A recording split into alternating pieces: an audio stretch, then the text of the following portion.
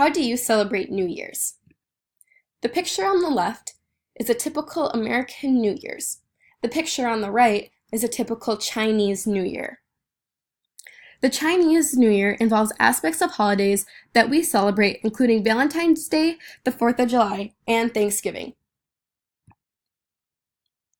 I have gone to many lantern festivals, which is the closing ceremony of the Chinese New Year. One that I went to was in Canterbury Park, and another one was at the Como Zoo in St. Paul. They were both very different from each other, and I want to see how the Chinese people actually celebrate it. Learning about their culture also makes us better neighbors. Although not many people realize it, the Chinese New Year involves aspects of many holidays that we celebrate. First, I will talk about the history of the New Year. Then I will talk about the activities that take place during the Chinese New Year, and finally I will talk about the closing ceremony, which is the Lantern Festival of the New Year. First, let's talk about the history of the New Year. This is Nian. According to Haiwang Yan in the Western Kentucky University Top Scholar Journal on February 1st, 2016, the origin is explained by folklore.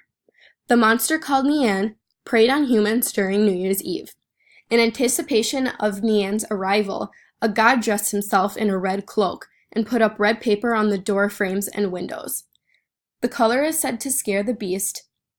He would also set fire to a pile of bamboo sticks, which started crackling loudly to also scare the beast.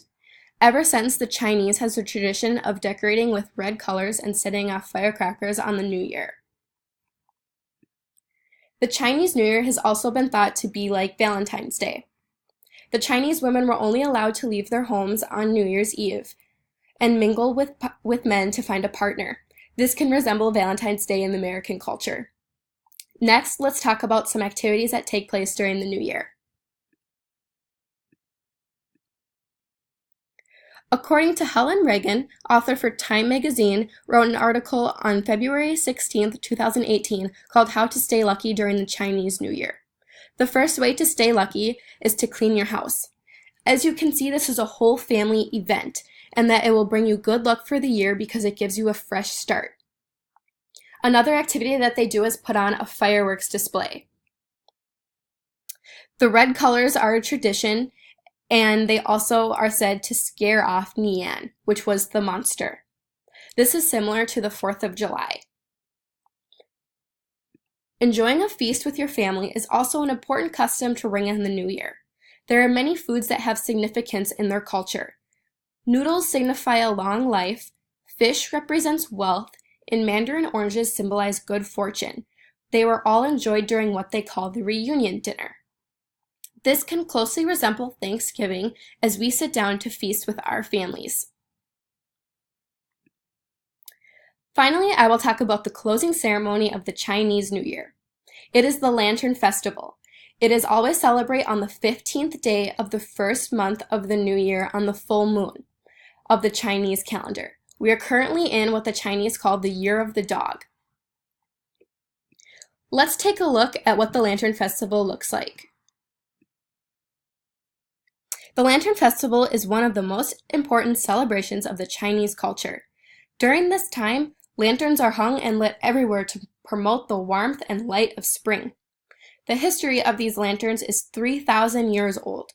Christian Roy, author of the 2005 book Traditional Festivals, explains that the lanterns serve to guide ancestor spirits home for the family reunion and back to the beyond when it is over. When I participated in a lantern celebration, it looked a little like this. This is at the Como Zoo. As you can see, the lanterns are put into the water. We were to write messages on the lanterns or put them inside of things that we wished for. We then floated them away. This is what a typical Chinese lantern looks like. They are made from rice paper and bamboo frame, but it can be modified from delicate paper or silk. They can also be decorated with many things, including Chinese calligraphy, which is on this picture here. By celebrating with lanterns, this brings the Chinese community together and creates a warm environment. In conclusion, I talked about the history of the Chinese New Year, as well as the activities that take place. Lastly, I talked about the closing ceremony, which is the Lantern Festival. Although many people may not realize it, the Chinese New Year involves aspects of many holidays that us Americans celebrate. I hope that the Year of the Dog has been and will continue to be a great year for all.